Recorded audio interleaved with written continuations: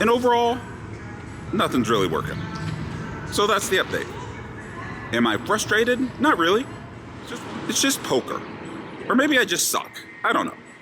Let's get back in there. So we all know what happens when you complain during the mid-session update, right? Well, you should know. That's the trick to picking up hands. Duh. I immediately pick up pocket kings upon returning, and although I don't win much with it, at least it's a start. 5 minutes later, the straddle is on, and I open to $40 with pocket sevens. Quality hand. The straddler continues, and we head to a monotone flop of deuce, 4, 5, heads up. He checks, and I don't have to bet. In fact, I won't. Check. A queen falls on the turn, and he checks again. Most of these players like trying to take it away on the turn when the flop checks through. Him not betting likely means he has nothing. So I slide out $50, mainly just to charge flush draws something. He calls. Maybe I was wrong. Maybe he does have something. As I'm thinking about this, the dealer drops the 7 of diamonds on the river and the straddler checks for the 3rd time. Mid-session update run good in effect for sure. I grab 1 black chip and 4 orange chips and add those into the pot, and he quickly calls and loses. I just need to do more mid-session updates. About 15 minutes pass, and I'm in the middle of discovering that my friend Jeff has never seen The Usual Suspects, which is insane in itself. Oh, yeah. But I should watch Usual Suspects. 100%. Where you from? I don't even know where you're born and raised. Yeah, like I was just saying, you should leave right now and watch it. It's that good. California. Yeah, just like I do notice that there is some action in front of me. so that's Armani, everyone at this table. What percentage of this room do you think has seen The Usual Suspects? But I'm honestly more engrossed in this conversation with Jeff than whatever hand it is I'm getting ready to look down at. 4? Yeah, get. No, he's wrong. He's way wrong.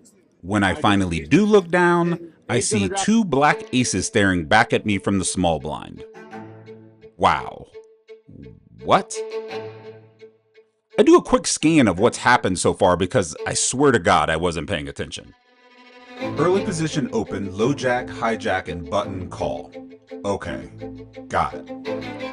I make it $230 to go. The under the gun player doesn't take too long with his decision to 4-bet me. To $800. As you can imagine, the low jack, hijack, and button fold, and now action is back on me. A 5-bet for my position screams aces, so much so that if I was in his position, I'd probably fold kings in his spot. However, if I flat his $800, I'd only have about $1,200 left. His 4-bet sizing has left me no wiggle room. I move all in and get snap called. I'm all in. Good luck, guys. I always ask if someone wants to run it once or twice. I give them the option. He says, up to you. I pick once. Once or twice. Jack 10-7 on the flop. That's probably clean versus an under the gun 4-bet. 10 on the turn. I'm probably still clean.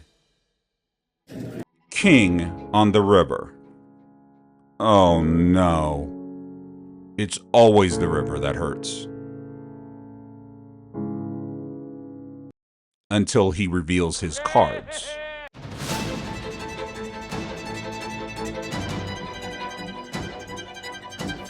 I'm gathering my chips, and that hand just happened to be the last hand of the dealer's down. So coming up next is the bomb pot, with me on the button. The run good is flowing, my friends.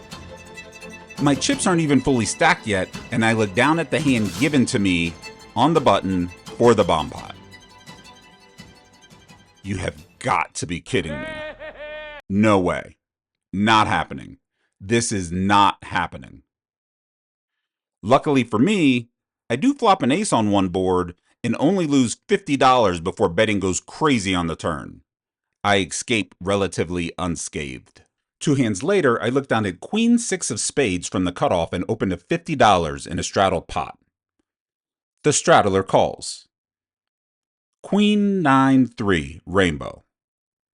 The straddler checks, and knowing that he is of the player type I mentioned earlier, who tends to bet when checked to, I check it back. The turn brings the 10 of spades, and he doesn't disappoint. He tosses out $50. Easy call. The river pairs the 3, and now he has a problem. What does he do? He's in a situation where he's betting too many hands on the turn and now has too many hands to try to defend on the river. He checks. I think about this situation for a bit. I'm chopping with other weak queens. He's not leading the turn holding a 3 and isn't checking queen 10 on the river. I can get called by a lot of his 10s and a smattering of hands just trying to keep me honest in case I missed a flush.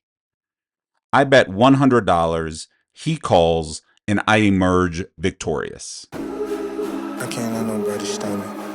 I can't let nobody stop me, no. I can't let nobody stop me.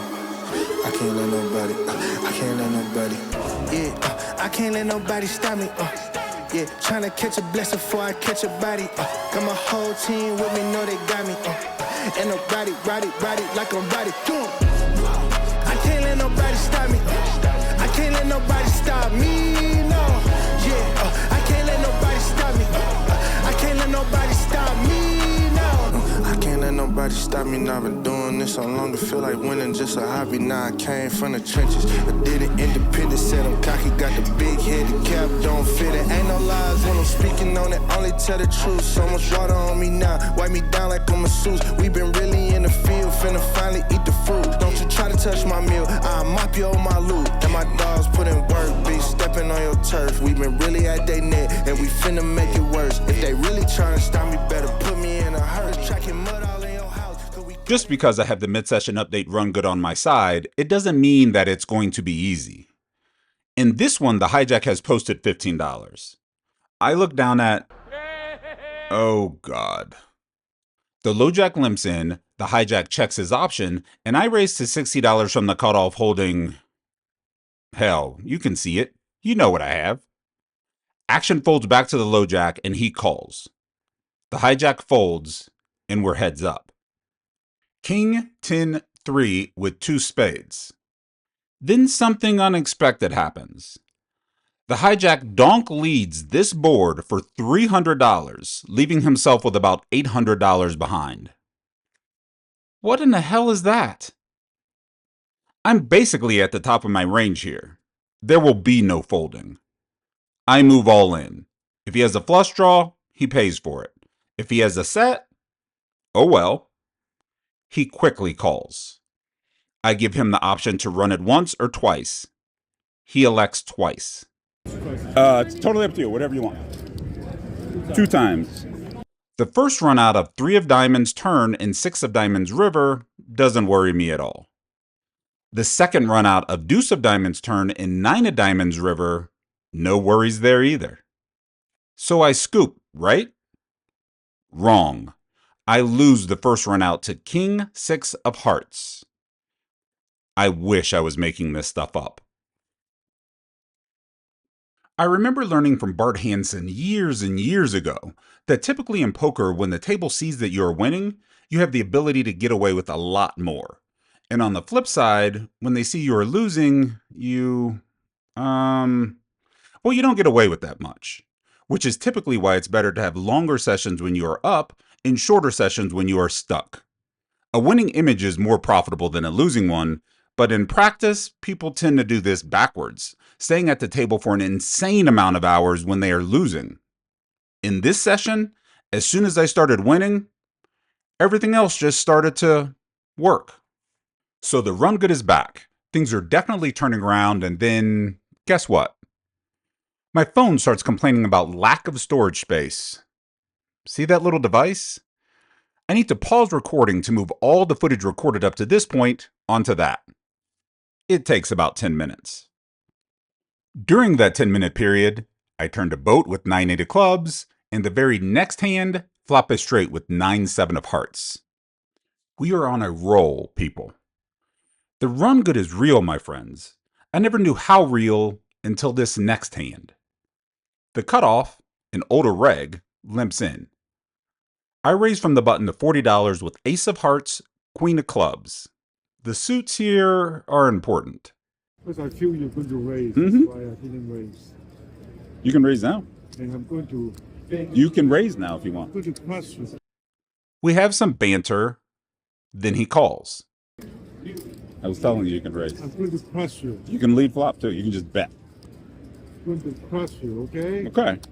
Jack 10 deuce with 2 hearts. He checks, and I don't mind this flop. You're still gonna crush me? Always. 2 overcards to the board, a gut shot to the nuts, and if a queen peels on the turn, I'm really the only one of us that can legitimately rep ace-king. Plus, I have the hearts working. What's not to like? I bet $50, 50. 40? 50. and again, he calls. And this was the end of. The turn pairs my queen. He checks. I have showdown value now, but it's not lost on me that straights besides ace-king are available. I don't really want to pull out the repping ace-king play unless I absolutely have to versus this villain. I check it back. Oh, smart move. Smart move. The river pairs the queen, giving me trips, but more importantly, it's the third heart. He leads for $100. I raise to $300, blocking everything. Blocking the nut flush, blocking full houses, blocking the world. Oh, come on. He tanks and starts talking. I think I'm doomed. You have a flush? I think you have a flush. Wait, do I have a flush? Oh, shit. I made a mistake. Wait, could he have ace-king? Nah, I'd know by now, but uh-oh. He could have 9-8. What do I do now? I have an idea. The old, I'll show you a card trick. I'll show you one, whichever one you want. This one. This one or this one? This one. I show the queen of clubs. Now he's in the blender. He's worried that I have a full house. I picked the wrong one. Had he looked at my other card, the ace of hearts, he would have been convinced that I have a flush. Oh, shit. You know, I can still beat you. No. Yes. No. If you don't play this card, I'll call. You fold this card, I'll call. Gotta get clock. You play one card. Yeah. It's a win-win for me in a losing situation, as I'm becoming increasingly more convinced that he has me beat. Well, it's all up to him now. Who called club? I did. You call club? I was joking. He wasn't. I don't really need a clock. I don't really need a clock. What the hell's going on? I can beat the queen. Can you show me the queen? $200.